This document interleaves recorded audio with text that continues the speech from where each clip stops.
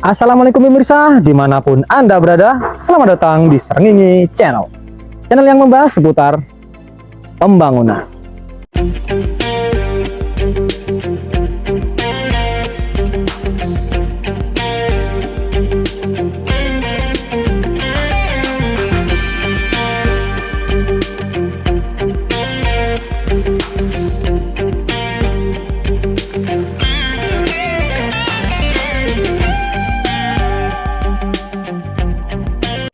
Baik pemirsa, video kita kali ini kita akan membahas tentang plester yang berada di tempat batu ini, seperti video kita sebelumnya yang pengecetan itu ya.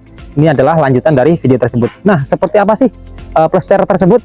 Ikuti terus video ini.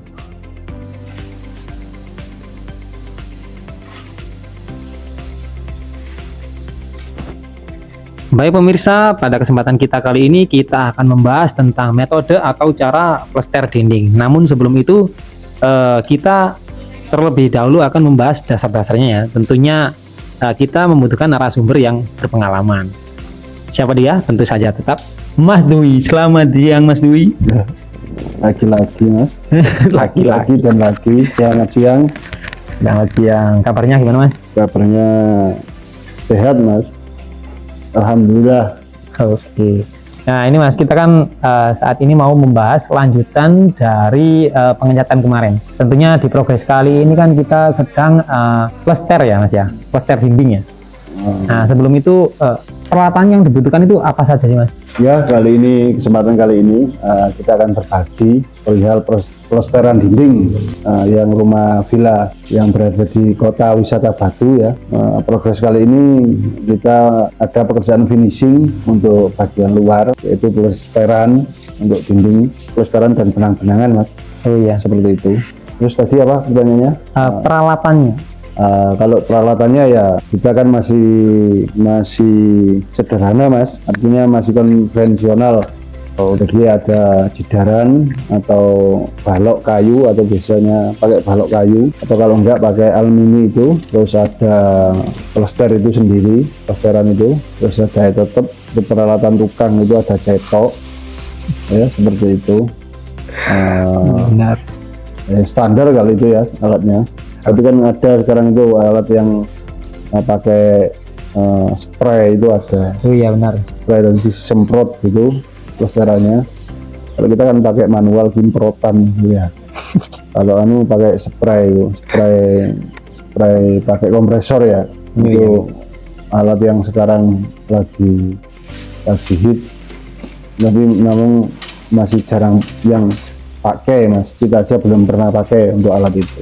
Nah, apakah ada kemungkinan Mas ke depannya? Ya, kalau kita memang arahnya pakai alat semua Mas, jadi lebih teliti, lebih risiko untuk kesalahan itu sangat kecil kalau kita pakai mesin. Namun demikian juga ada kekurangannya, yang jelas bahaya dari mesin itu kan juga ada risikonya.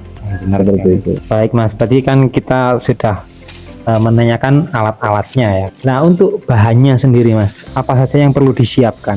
Campuran untuk bahannya kita memerlukan ton gurus, istilahnya ton gurus atau campuran bukan beton untuk cor.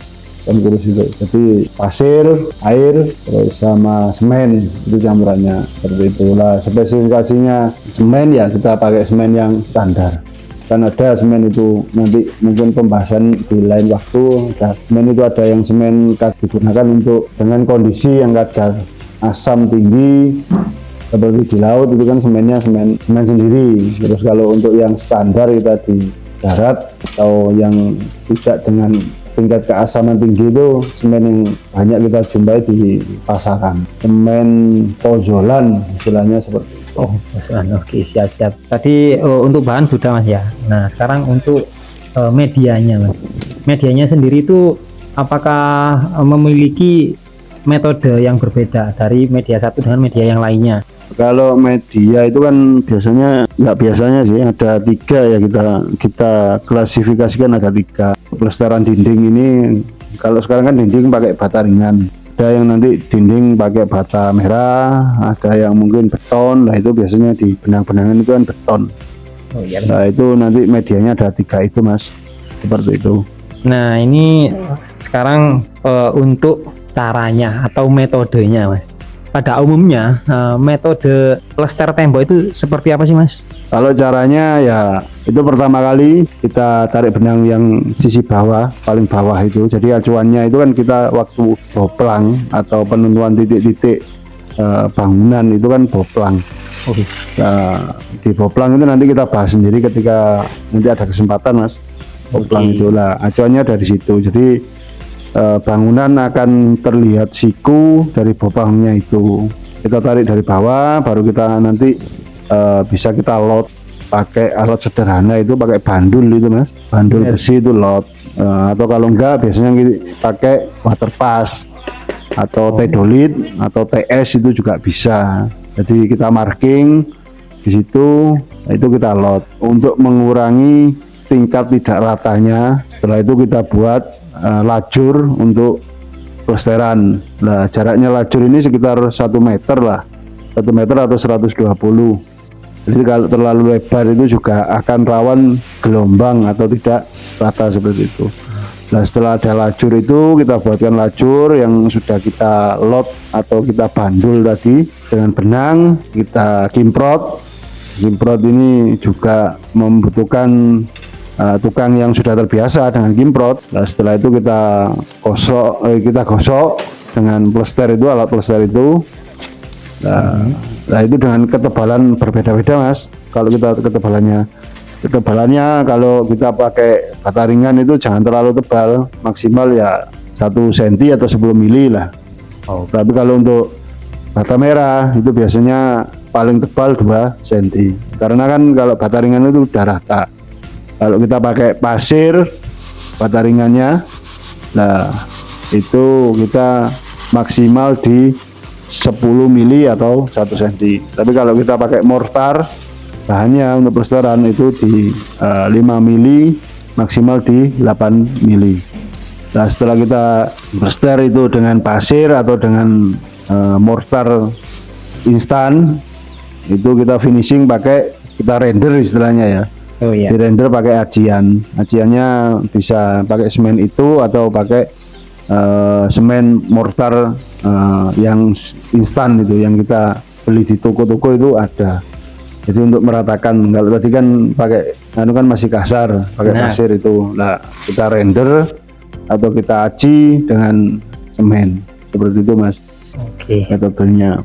Nah, untuk project kali ini kan kita sedang mengerjakan plester pada dinding yang dengan media bata ringan. Namun juga ada pula yang plesteran dicor. Nah, itu perbedaannya apa, Mas? Mungkin ketebalan atau yang lain? Pada dasarnya sama, pengerjaannya sama, cuman ketebalannya yang akan berbeda. Kalau pada bata ringan itu maksimal itu di 10 mili. Jadi kalau terlalu tebal itu mesti akan mengelupas seperti itu. Dengan bata merah juga seperti itu. Dengan ketebalan yang tebal itu ya akan mengelupas, karena kan pasir itu tidak ada tulangannya. Jadi ketika tidak ada tulangannya, jadi kalau terlalu tebal juga akan pecah seperti itu, retak-retak. Kalau sekarang ini kan kita yang bata ringan ya, bata ringan. Kalau bata ringan itu tetap bidang harus basah. Jadi fungsinya basah itu kan pengeringannya itu agak lambat gitu. Sama seperti beton itu kan, kalau pengeringannya terlalu cepat itu akan menimbulkan retak-retak seperti itu. Jadi memang harus diperlambat untuk pengeringannya. Jadi semen itu sifatnya seperti itu. Jadi semakin cepat dia kering, dia akan retak. Tapi kalau semakin lambat, dia tidak mudah retak. Makanya kalau sekarang ini kita bata ringan, pertama itu yang perlu diperhatikan adalah tingkat kelembapan atau pada bidang itu harus basah. Dan ketebalan, kalau terlalu tebal itu nanti kalau pada bata ringan itu akan mudah retak. Jadi tingkat keretakannya itu juga dipengaruhi oleh kelembapan bidang dan ketebalan ketika kita plester. Nah, ketebalannya ya tadi itu maksimal di 10 mili kalau untuk bata ringan. lebih tipis lebih bagus seperti itu. Cuman kalau terlalu tipis banget ya juga malah mudah retak sebenarnya itu. Jadi ya nggak tipis nemen juga nggak tebel nemen. Nah tebelnya seberapa lah?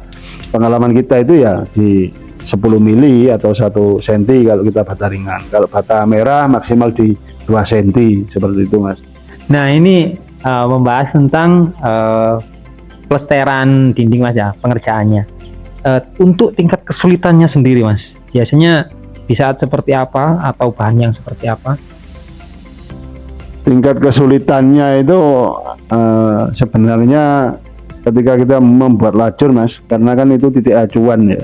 Kalau titik acuannya kurang bagus, jadi nanti ketika kita tarik, kita gosok atau kita tarik pakai batang kayu itu atau aluminium biasanya, hulu aluminium itu, ya itu akan ikut gelombang. Nah, dan perhatian tukang terhadap bidang itu juga sangat harus teliti karena sedikit tekanan yang tidak rata itu akan menyebabkan gelombang-gelombang pada bidang tersebut.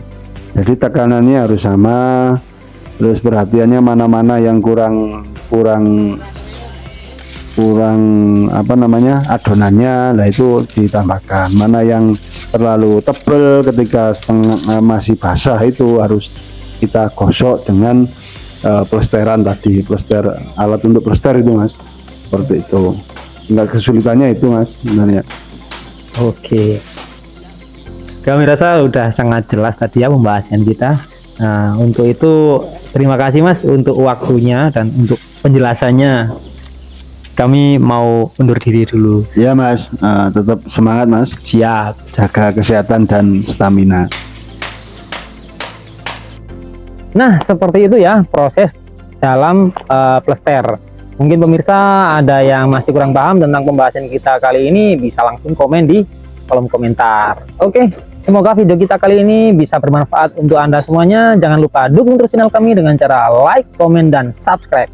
Sekian dari kami dan Assalamualaikum.